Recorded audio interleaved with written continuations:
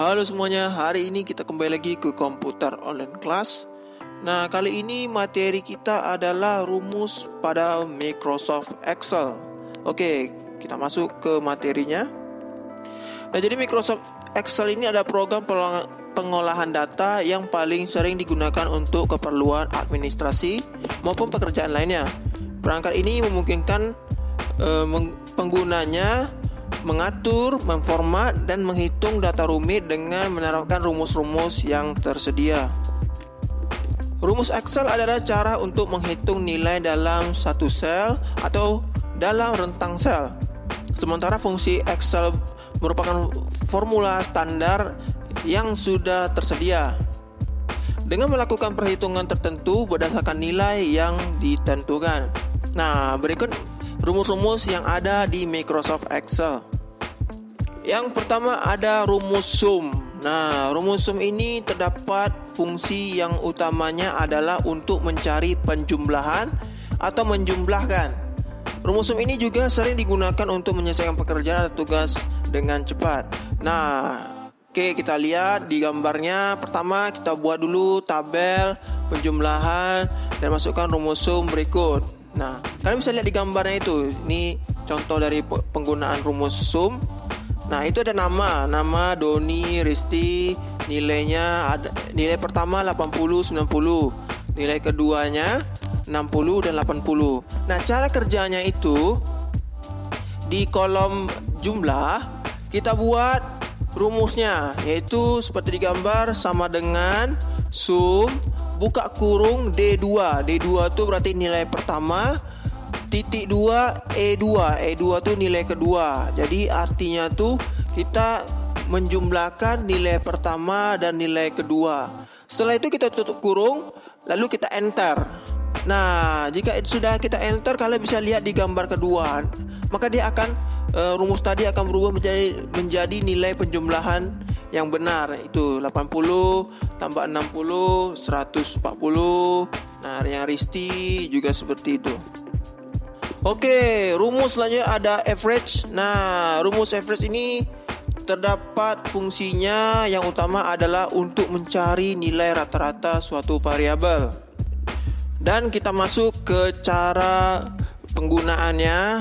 Nah, kita buat suatu tabel untuk nilai siswa nilai siswa, dan setelah itu masukkan rumus average untuk mengetahui nilai rata-rata siswa tersebut.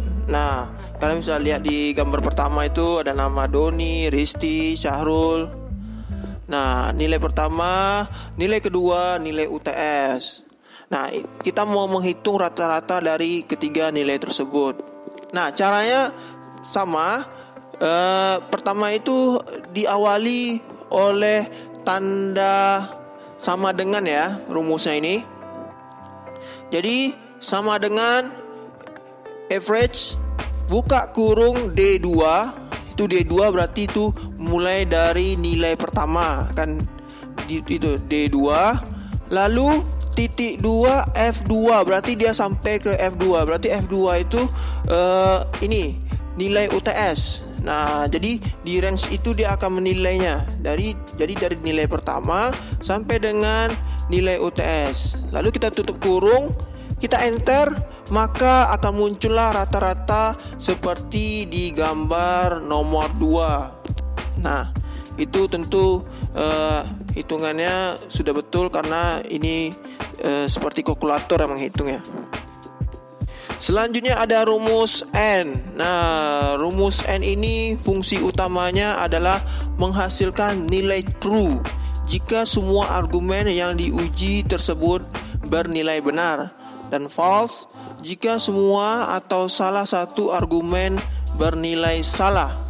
Oke, kita lihat bagaimana cara kerja rumus tersebut. Nah, yang pertama kita buat tabel dan masukkan rumus N untuk mengetahui true atau false-nya. Misal, nah, kalian bisa lihat di tabel itu di gambar ada nama si A dan si B. Nilai si A, nilai pertama si A itu 100 dan nilai kedua si A itu 80.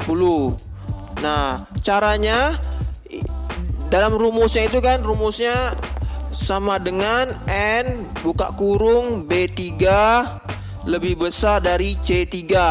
Nah, itu artinya nilai 1 lebih besar dari nilai 2. Nah, kita buat itu di tempat hasil, lalu kita enter, maka hasilnya true karena memang nilai 1 lebih besar daripada nilai 2. Coba di nilai B kita buat.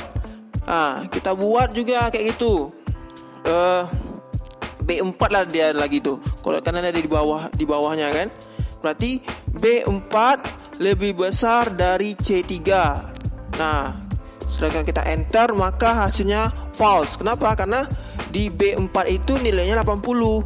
Sedangkan di C4 nilainya 100. Tentu nilai tidak benar karena 80 itu tidak besar daripada 100.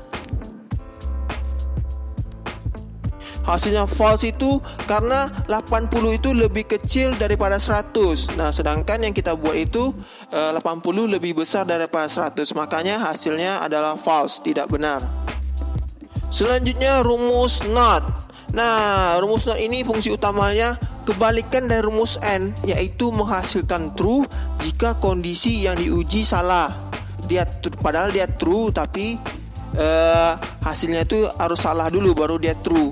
Sedangkan false jika yang diuji itu benar.